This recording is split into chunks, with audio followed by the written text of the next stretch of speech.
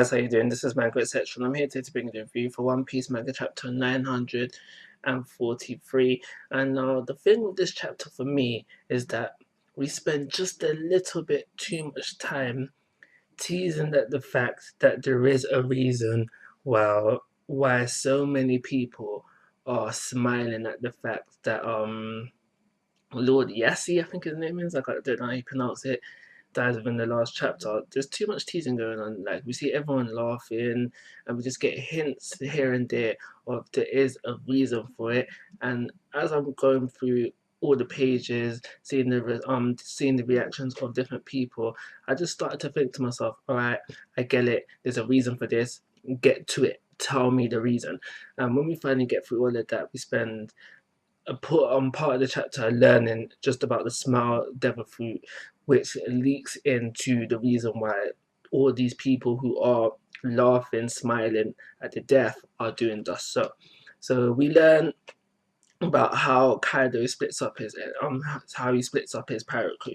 The waiters, these are pirates of Kaido who are waiting for the chance to eat a small devil fruit ability, to eat a small devil fruit. We got the gifters. These are the people who have eaten a small devil fruit and been able to achieve a devil fruit ability. We learn within this chapter that it's 1 in 10 who actually get devil fruit ability from eating a small devil fruit.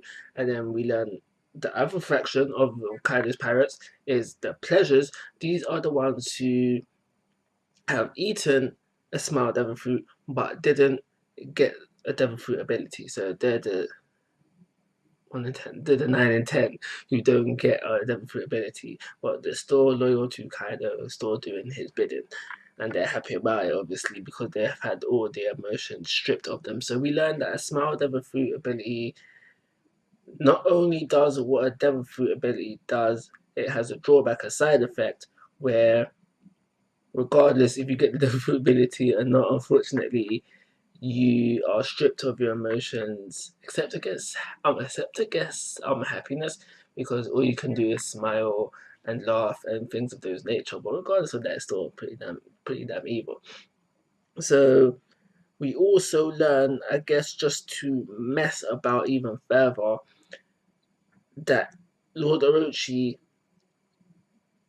threw the excess smile devil fruits into the rubbish, into making sure that they get into leftover time to continuously affect other people, because we learned that with smile devil fruits, it's not just the one bite, it's the whole fruit. So if it's limited on this fruit, there is a chance that you'll get a devil fruit ability, but um yeah, there's a chance that you get a devil fruit ability, but he was only throwing over the defective one, so he knew that he was affecting all these people essentially. So we get that little explanation, but there's a bit of action within this chapter too.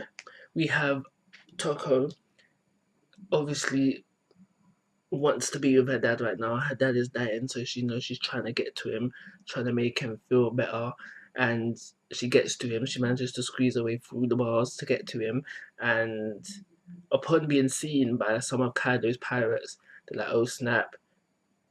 Father-daughter situation right here. They're also already after her because she's the reason why they think what's the girl's name? Momo's sister is dead, so they're after her for those reasons as well. So they want to kill her. Now, throughout the chapter, we see, well, at least I saw it. We see Zoro just getting angry and angry with all this information that he has. So he's itching to draw his sword. So when I saw Otoko approaching danger, seeing guns being taken on her, aims being taken, shots being taken, whatever, I automatically thought Zoro will be in there to save the day, to save her. So at the end of the chapter, when I saw Zoro hop in there, wasn't surprised. Was a slight, I wouldn't say a surprise exactly, it makes sense now when you have time to think about it. Sanji was also in there, and now we know Sanji, the gentleman, he has the gentleman side, always there to save the ladies, so him being in there as well doesn't surprise me. So we leave off the chapter with Zoro and Sanji just looking at each other like, what are you doing here? I'm enough to deal with this kind of vibe. That's at least that's the kind of vibe I was getting from it when they're like, what?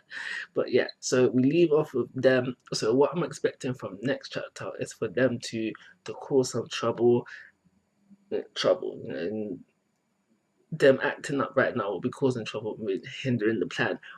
That's what I mean by trouble. But I also expect, some combination attacks between the two mixed in with some arguing because we know that they don't get along. And if we do get these things in the next chapter, this next chapter would be pretty damn humorous. So I'm hoping for that.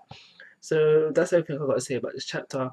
Simply because I feel like we spent too long building up to, okay, guys, this is what a smart and fruit can do, and then with the excess of it, I think that could have been covered in a few less more pages. I'm going to be giving this chapter a 2-star rating and call it a review.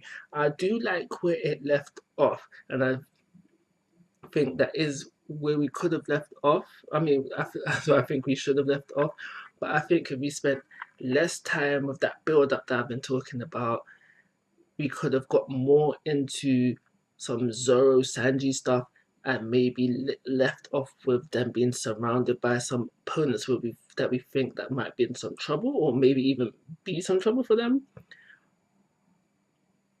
But we got what we got, so you got to deal with it. But for those reasons, I'm giving it a 2-star rating. Like always, guys, I'm asking for your thoughts and opinions. If you haven't already, please go to my YouTube channel. But most importantly, take care. Have a nice day.